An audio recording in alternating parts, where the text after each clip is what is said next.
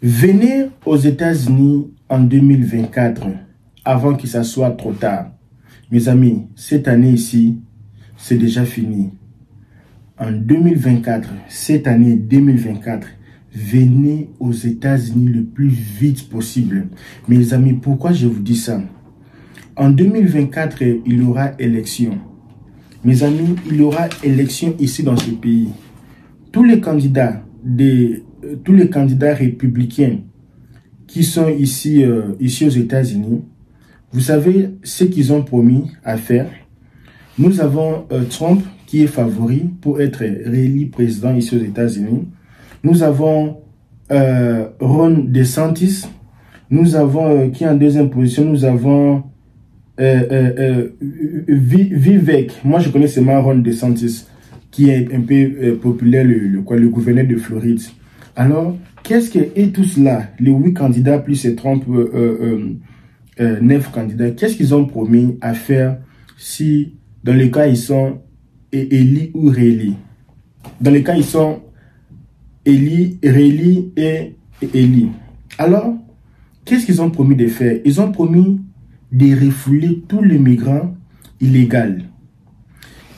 Ils ont promis de fermer la frontière. Ils ont promis de construire, de continuer la construction de murs. Ils ont promis une chose grave, mes amis, qui m'a fait choquer, grave, et que même si ton enfant est né aux États-Unis, il n'aura pas la nationalité aux États-Unis. Imaginez un peu, tu fais toutes les démarches ici pour arriver ici et votre enfant n'est pas citoyen américain, pourtant il est né ici. Regardez un peu ce qu'ils sont en train de promettre. Et mes amis, si Trump est réélu président dans ce pays ici, moi je ne suis pas ni démocrate ni républicain, je suis neutre. Mais je vous dis, ces gars-là, le président Trump, il y a une probabilité qu'il soit réélu président.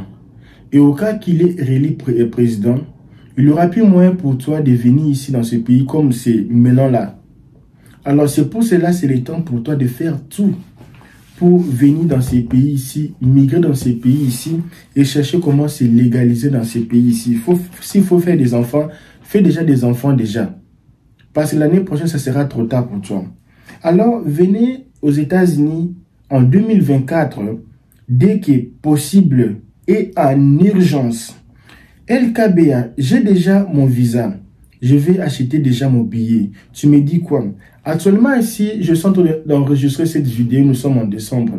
Mes amis, ne faut pas venir en décembre. Ne venez pas maintenant, mes amis. Nous sommes en hiver. Il fait très froid et beaucoup d'entreprises sont fermées. Ils ont fermé leurs portes.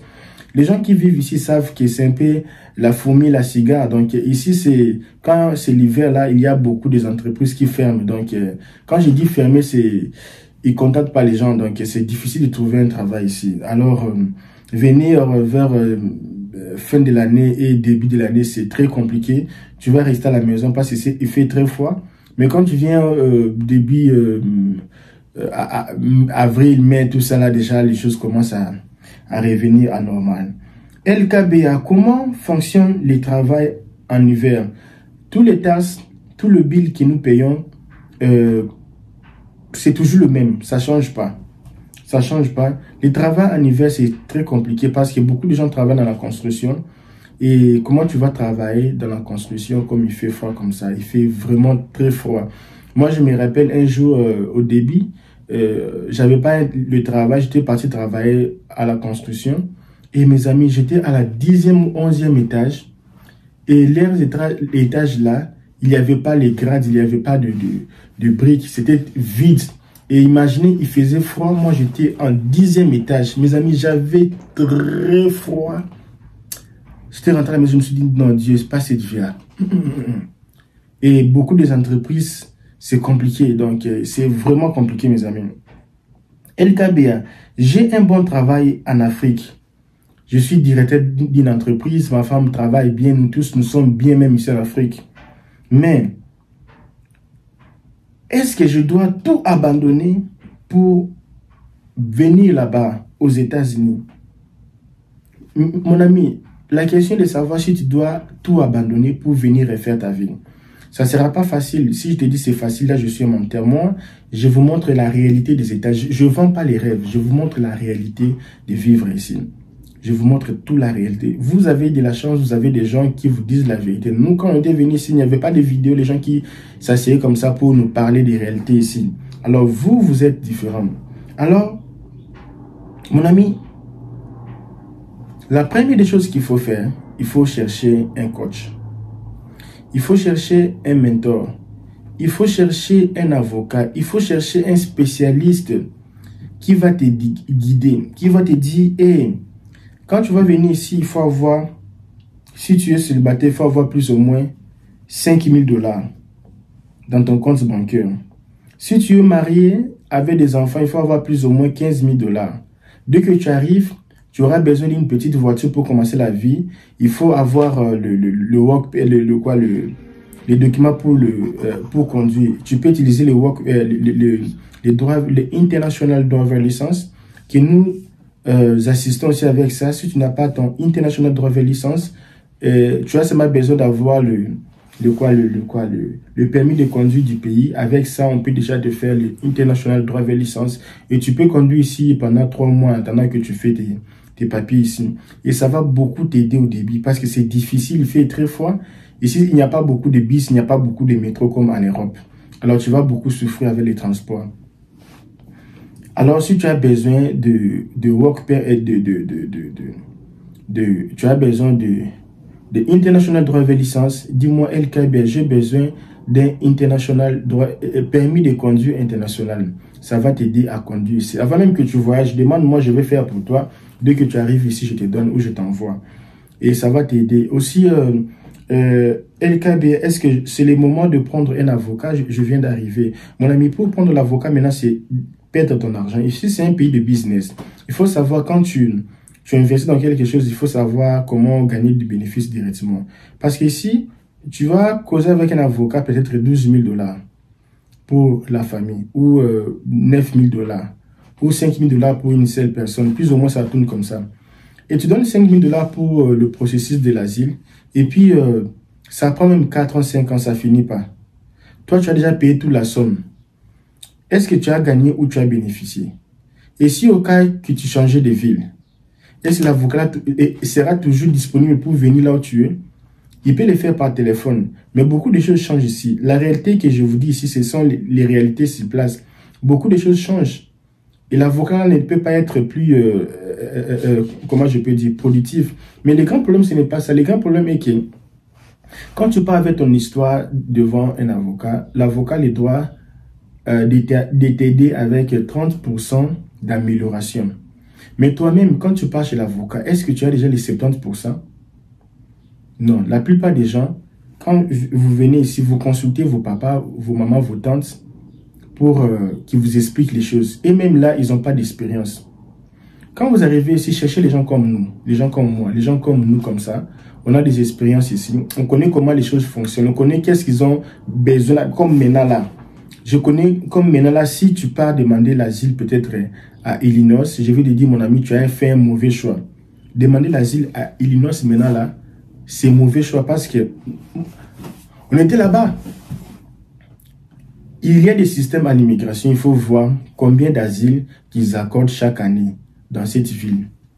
Il y a les sites, on regarde combien de gens ont gagné l'asile à Illinois, combien de gens ont gagné les demandeurs. Il y a deux sortes de types d'asile, défensif et l'asile affirmatif. J'ai déjà expliqué sur ça.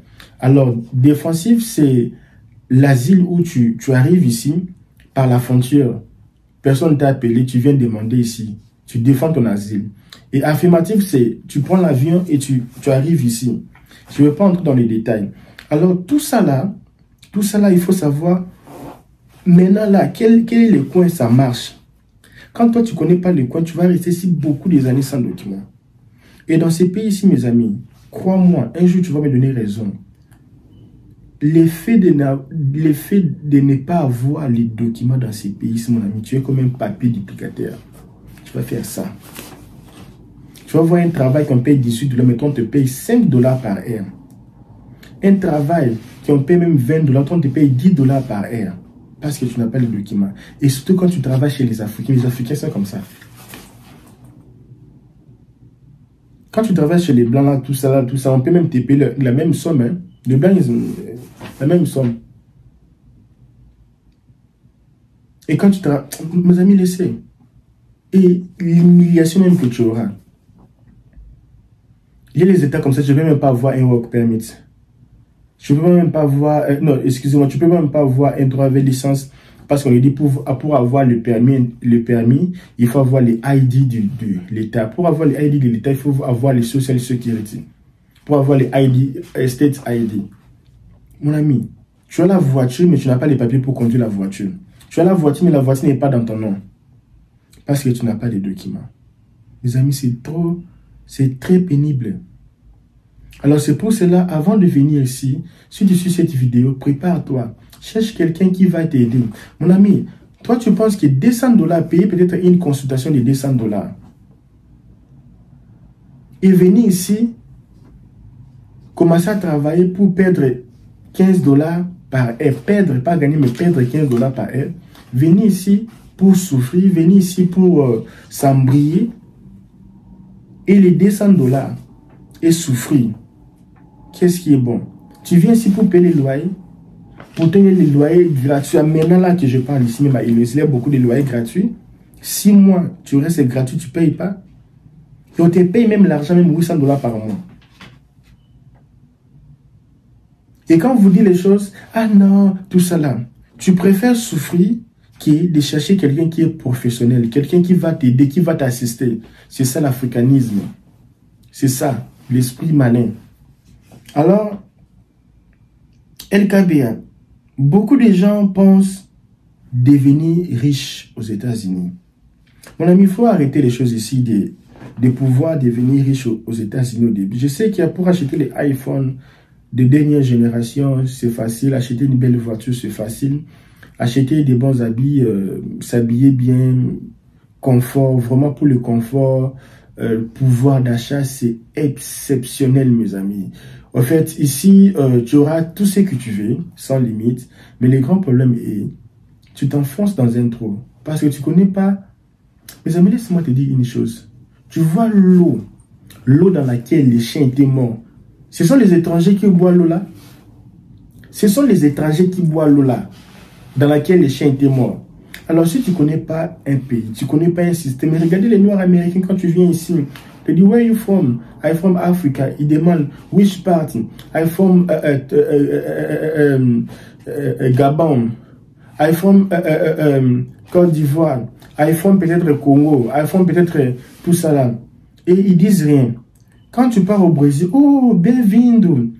Quand tu pars au Canada, oh, welcome. Ils sont gentils. Mais ici aux États-Unis, c'est comme si... Ok. Donc, les ok là, même ça c'est... Tu écoutes même... Je n'ai jamais écouté les ok là. Ah, tu dis, ils font Congo, ok. Oh, ils doivent Congo, ils s'arrêtent là-bas. C'est comme si dans les quais là, ils se disent...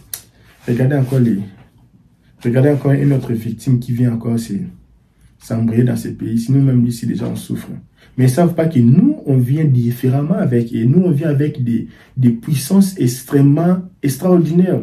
Nous, on vient avec des objectifs précis pour étudier, pour chercher de l'argent et répartir en Afrique et rebâtir la vie, construire. Il y a des gens qui ont laissé des terrains, ils doivent construire parce que vivre une année ici vaut 10 ans en Afrique. Et il y a des gens qui sont venus ici pour... ils ont des buts de venir rester ici. J'ai vu beaucoup des Africains réussissent ici. La plupart des étrangers réussissent que les gens d'ici. Et ils sont dans des boîtes de nuit. Et ils vivent. Mais nous, quand on vient ici, on progresse. Surtout à Dada, tu vas voir tous les Congolais là-bas, tous les Africains, tous les Camerounais à Dada. Tu vois, les Ivoiriens, ils ont des entreprises, ils ont des restaurants. Tu vois que les gens évoluent. Mais parfois, ils sont toujours dans les sociales. C'est bon. Mais le problème qui est là est que nous, on est différents. Nous, on est des courageux, des braves. Il y a des gens qui ont traversé de mers, de rivières, des océans, tout ça pour arriver ici, dépasser beaucoup d'argent, beaucoup de temps. Alors, on est différents. Et si on est différent, on doit utiliser notre super puissance pour vraiment avoir de l'avenir ici dans ces pays-ci. Arrêtez d'aller prendre les crédits. Les crédits là, ce n'est pas aujourd'hui que tu vas acheter la maison. Il y a beaucoup de désavantages d'acheter une maison ici aux États-Unis qu'on t'a jamais dit. Mais c'est après avoir regardé une vidéo que je fais ici, tu vas comprendre les désavantages d'acheter. C'est très malin acheter une maison ici. C'est un mauvais investissement. Acheter une maison ici, mes amis. Alors, quand tu viens au débit, cherche une petite voiture, commence ta vie. Épargne de l'argent. Il faut avoir plus ou moins un salaire d'une année. Là, tu seras garanti. Parce que si tu sors au travail, on te chasse du travail, du moins tu auras même 3 mois, tu travailles pas en attendant que tu cherches un autre travail. Alors, il faut économiser de l'argent. Ici, tu connais personne. Ici, personne ne te connaît. Ça ne sert à rien de vivre les vies de luxe, de voitures de 5 000 $. Mon ami, tu vas partir avec ça. Aux 5 000 $, tu peux construire une école en Afrique. Tu peux construire une école en Afrique. Tu peux construire un hôtel. Tu peux acheter une belle maison à downtown de Kinshasa. Mes amis, il faut parfois se réveiller. Ah, et la location là-bas, ça coûte combien la location? Mes amis, ici, la location, ça varie. Location des chambres comme ça, là, une chambre, pour un célibataire comme ça chez quelqu'un, tu loues une chambre, ça peut varier de 400 $ à 900 $. Hein, mais plus ou moins, c'est dans les 500, 600 $. Et quand... et combien maintenant on paye ici, quand tu arrives? Ici, il veut demander si quand tu arrives ici, est-ce qu'il faut seulement attendre le work permit pour travailler? Logiquement, la loi n'autorise pas de travail sans work permit. Et mes amis, c'est qu'on voit ici, non? Les gens travaillent, comment tu vas vivre? Il n'y a pas les sociaux, beaucoup de sociaux, comment tu vas vivre? Ils savent, non, ils savent que les gens travaillent ici. Ici, il y a beaucoup de travail, on cherche les gens, ils n'ont même pas beaucoup de besoin de documents ici. Même les gens qui ont les documents, les gens qui n'ont pas les documents, ils gagnent beaucoup d'argent plus que les gens qui n'ont pas les gens qui ont les documents. Parce qu'ils ne payent pas les taxes. On veut qu'on vous dise quoi? Qu'est-ce que tu veux qu'on te dise même? Ici, la vie est difficile, il faut faire beaucoup des amis ici au début, aller à l'église, aux mosquées, connaître les gens, parler, discuter, ça va beaucoup t'aider. Mais LKB là-bas aussi, il y a beaucoup de tueries, on tue les gens là-bas, il y a beaucoup de l'insécurité. Mes amis, moi, je ne connais pas l'insécurité ici, je connais qu'il y a les coins là, c'est bizarre, mais quand tu arrives ici, tu as un coach, toi, tu vas aller vivre là-bas, non? Il y a des endroits ici, c'est très mauvais, mais il ne faut pas habiter. Et les gens n'habitent pas là-bas, donc si tu as quelqu'un qui va te guider, tu ne vas pas partir vivre là-bas. Ici, il y a les endroits comme ça, tu laisses. Moi, plusieurs fois, j'ai laissé ma voiture ouverte au supermarché, au parking, le marché vitre baissé comme ça. Personne ne vole. Hein. J'ai laissé même mon iPhone dedans, personne ne vole. Pardon. Ici, c'est le vol là, ça n'existe pas, mes amis. Alors, moi, je préfère aller au Canada parce que là-bas, aux États-Unis, c'est difficile de se légaliser. Les documents, c'est difficile. Il y a d'autres personnes, ils sont aux États-Unis, ils se sont légalisés. Moi, je me suis légalisé ici après une année. Il y a d'autres personnes, 10 ans, ils sont ici, rien. La chance, c'est pour tout le monde. Ici, avoir les documents, c'est comme un match de football. Le but peut entrer au premier minute, deuxième, à la fin, ça dépend. Il faut seulement être solide. Et les grands problèmes avec les Africains, quand vous venez ici, vous ne consultez pas les gens. Avant de partir chez l'avocat, mes amis, consultez quelqu'un qui va te dire ce qu'il faut dire à l'avocat et l'avocat va ajouter. Toi, tu pars déjà directement chez l'avocat, tu n'as même pas une bonne histoire. Et l'avocat, ils n'ont pas le temps pour tout ça, ils n'ont pas le temps, il faut déjà se préparer avant de partir là-bas. LKB, avocat gratuit ou avocat du gouvernement. Mon ami, moi je pense que l'avocat du gouvernement, c'est un tamis pour toi de connaître si ton histoire aura du succès, tu vas gagner l'asile. Parce qu'avec l'avocat du gouvernement, donc, tu es un peu rassuré, donc ça dit qu'ils ont accepté ton histoire. Il y a plus ou moins 60% de gagner. L'avocat privé, tu as 20% de gagner parce que là, c'est le business. Alors, LKB, il y a là-bas, il y a des travails lourds. Les travails, même, on ne s'assoit même pas. C'est toujours debout. Et les cas, il y a des travaux là, difficiles là même. Mes amis, oui, tu vois, ici, la vie est déjà difficile, mes amis. Ici, il ne faut pas compliquer encore la vie. C'est difficile. Je sais que on ne peut pas être là seulement de parler de mauvaises positions. On doit maintenant regarder la vie dans un autre angle positif. On sait que c'est difficile. Déjà en Afrique, c'était difficile. Et si tu viens encore ici, tu prends encore la partie difficile, tu vas péter les plombs. Hein. Alors il faut voir la vie dans le sens positif. Oui, c'est difficile. Le travail ici, c'est pas facile. Hein. Tu es debout toute la journée. Moi, parfois, les pieds me faisaient mal hein, à la fin de la journée. Donc, mais il faut voir comment investir. C'est pour ça que je dis qu'il faut avoir des coachs, investir dans l'éducation. Quand tu gagnes, fais un peu les petites formations, améliore un peu l'anglais. Il y a beaucoup de travail comme ça. Tu travailles dans la maison avec ton ordinateur, tu es à l'aise. C'est au début là que tout ça là, tu vas souffrir. Mais si tu viens ici, tu vas déjà acheter les voitures, les crédits, comment tu vas étudier, comment tu vas faire les formations pour avoir un bon travail. C'est ça le grand problème. Comme je venais de dire, si Trump gagnait les élections, donc il a déjà promis de refouler les masses d'immigrés.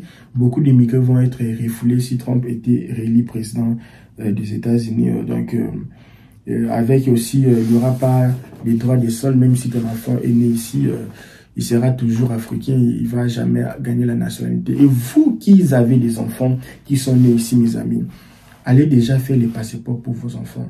On sait, parce que je ne veux pas que ça brille un jour, tu pars là-bas, faire les passeports, on commence à voir. Il était né avant Trump ou après Trump, et ça commence à devenir comme beaucoup d'embrouilles. Actuellement, là, si ton enfant est né déjà pas à faire son passeport américain, c'est vraiment ça. Que Dieu vous bénisse. Si tu es intéressé de faire un work permit, nous, on va t'aider à faire un work permit. Avant de le faire, on va t'aider à faire apply ton asile.